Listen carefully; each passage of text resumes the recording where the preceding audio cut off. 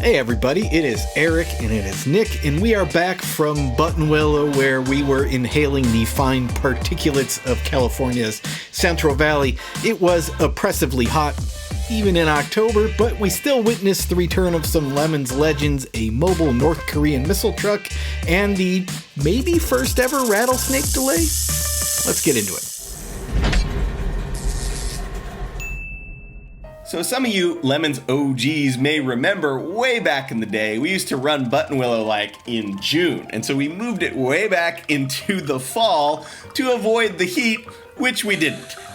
We know many teams plan their themes well in advance, so, sometimes you look at the calendar and you say, it's Oktoberfest. Here you've got Full Metal Jacket Racing, their 59 Bonneville. This thing is super awesome.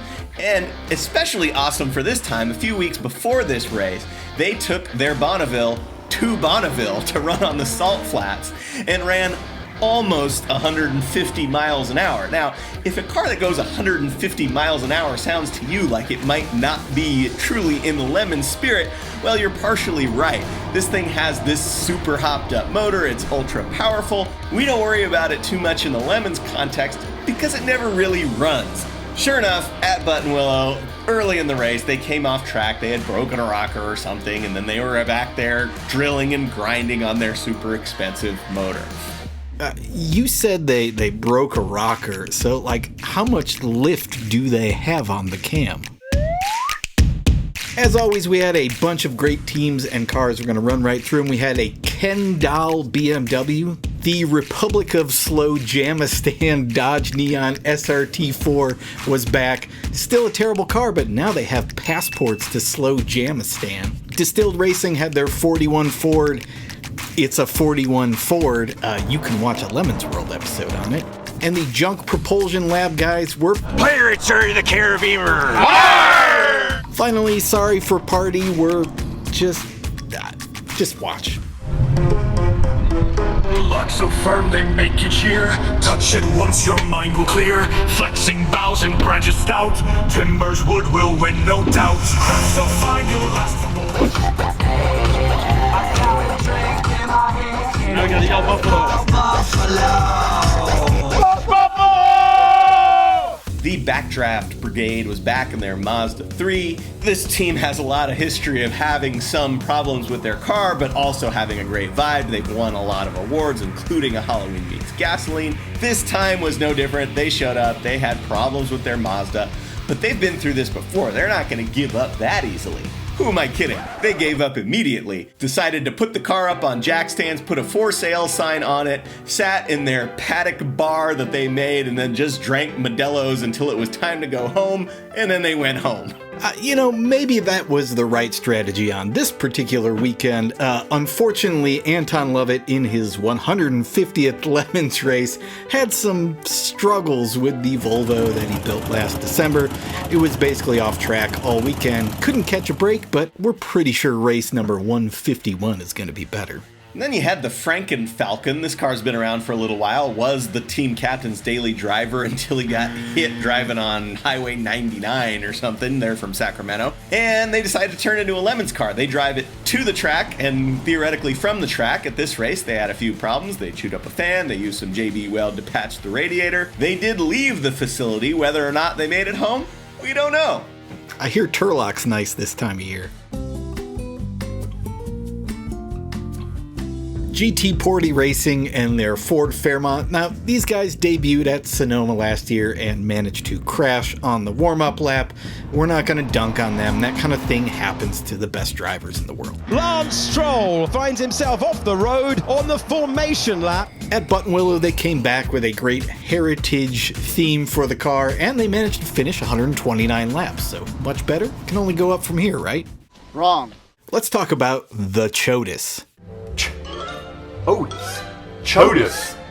Now, if you've somehow not heard about this car, it is a small block Chevy swapped Lotus Elite, I think. And, it is one of the worst cars ever built in Lemons, yet has done about 38 races or something like that. This year, right before this race, they won the prestigious Oliver Winterbottom Memorial Award. Oliver Winterbottom, as everybody knows, I don't. Designed the Lotus Eclat and Elite and unfortunately passed away a few years ago. So some Lotus enthusiasts at Absolute Lotus magazine decided that what was needed was an Oliver Winterbottom Memorial Award, and the 4th or 5th winner was the Chotis. In the penalty box, we had Judge Mental, Judge Chris Overzet, and Judge Aaron Cole. We had another judge there who this time was actually racing instead of judging. Of course, I'm talking about Tim Burr. Tim Burr! Wood. What can't it do? This message brought to you by the Wood Council. Tim brought these great woodworking bribes for Chris and Mental, and also brought our esteemed race manager Kim breakfast. Do you want some syrup? Like that? Put it in there. Just a little? You gotta do it. There you go. Oh, yeah. There you go. I got a little on you. I'm sorry. Elsewhere in bribes, this team brought fresh, home-cooked food. Did you see Jay put my wiener in his mouth? And overall, this was a pretty clean race. Not a lot of activity in the penalty box. All they had to do was throw out a couple of Bart Simpsons. And here are your class winners. Now, quick note on your Class A and overall winner, which is the least interesting one of them all. Normally, at this race, it was Perplexus and Sorry for Party. They went right down to the wire, and Perplexus just eked out the win. It was one of the closest finishes ever. We had to double check to make sure we got it right, so that was mildly interesting. All right, let's talk about the trophies that actually matter. We'll start with the Heroic Fix, which went to 3 Off Racing. This team started with a previously raced Lemons E30 that had a BMW V8 swap, and they thought, well, we can do better than that. So they inevitably turned to Detroit power from the obvious spot, a Buick LaCrosse. Inspired by the brand's pure design philosophy, the new generation LaCrosse is the latest member of Buick's portfolio to adopt the all-new Buick design language. It is equipped with the Buick Virtual Cockpit System featuring an IMAX 30-inch curved 6K screen. Thanks to the Qualcomm Snapdragon 8155 chip, the LaCrosse will support OTA updates for multiple modules throughout its lifespan. When better cars are built, Buick will build them. LaCrosse by Buick. Anyway, so these guys had the Buick V6 in their BMW, and they ran most of Saturday until the end of the day when they discovered the oil pan was full of mystery metal. Team decided that was about time this motor was cooked. The nearest one they could find was in Lancaster, which is a 4-hour round trip. They set off at about 4 a.m., picked up the motor, made it back Sunday morning at 9. They tossed the replacement in, had it back on track by 3 p.m., managed to take the checkered flag after a black flag on their first lap back, but still made it on the track. Very heroically done. I Got Screwed went to S&S Blue Racing out. We saw this car on the entry list. Now, normally, we do not get excited about relatively modern, relatively expensive, relatively high-performance vehicles, but we were excited about this car.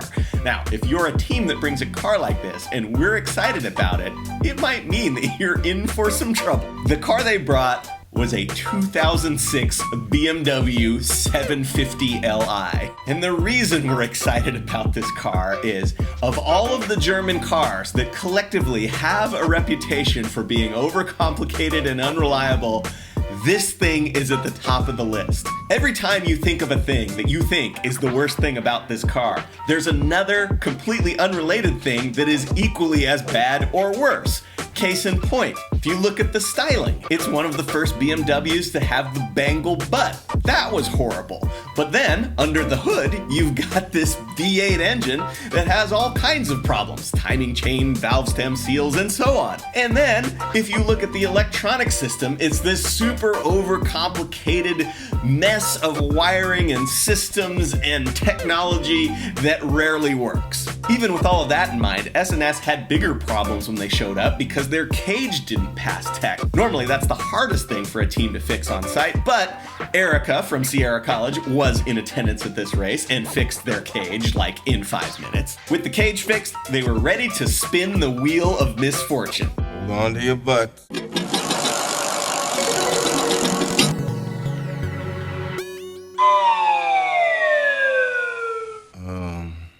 So they went online to the E65 knowledge database and they thought that it was the smart key not communicating properly with the engine ECU. So they swapped an ECU, but it turns out that's like one of 600 ECUs that's in this system, all connected by fiber optics and a data uplink from the Mir space station, whatever the hell else. By Sunday, they're still pressing that button and still nothing is happening. They got screwed. Judge's Choice went to Pilot Lounge and their V6 Mustang. This was a rookie team. They bribed the judges with an excellent drink cart that they totally had not stolen from work at the airline where they may or may not be employed. They raced clean all Sunday like they were on autopilot and had the finest store brand brake pads. Managed to make it last the entire weekend on account of it being a V6 Mustang, so did slightly better than, say, 2006 BMW. And they also slipped in an Air Force joke that only Mental could understand. But he's a judge. Judge's Choice. Organizer's Choice went to Bread and Bros Racing. Now, for a second, I want you to think back to when you were 15.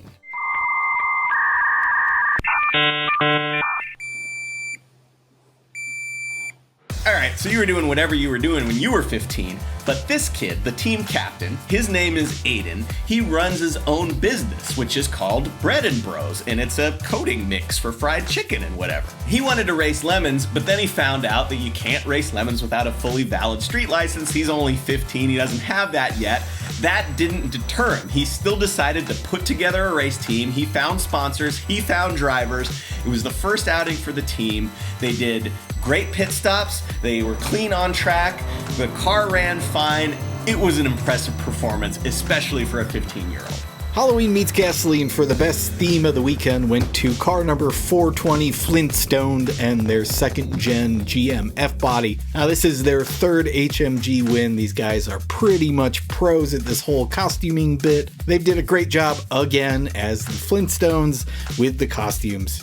Can't really ask for a whole lot more than that. Now it's worth noting this is not the first team with 3 HMGs, but the other team, Loose Nuts Racing, who are not from California, are going to be towing all the way out to Sonoma to face off with these guys in a tete-a-tete for the HMG, and you should see that on the channel here in a few weeks.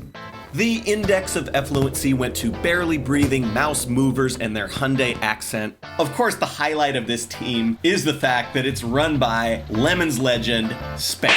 Spank is the builder of many fine Lemons cars, including the DAF, the Bed, and the Harley-Davidson V-twin swapped Toyota Prius. For this race, he brought an arguably less interesting Hyundai Accent, but this is a car that has been raced in Lemons by Jay Leno, and for this race, it was the first time Spank was racing with his son. This Accent is stock, registered for the street. It was smogged in California days before the race. Here's the proof. It lapped all weekend, no problems, was running near the top 20 by the start of Sunday, and the only race mod he did was disconnecting the windshield wiper stock so that when you were going 10/10ths in the Hyundai Accent, you wouldn't hit the wipers and let everybody know that you were flailing around like an idiot. And here is Lemons in a nutshell.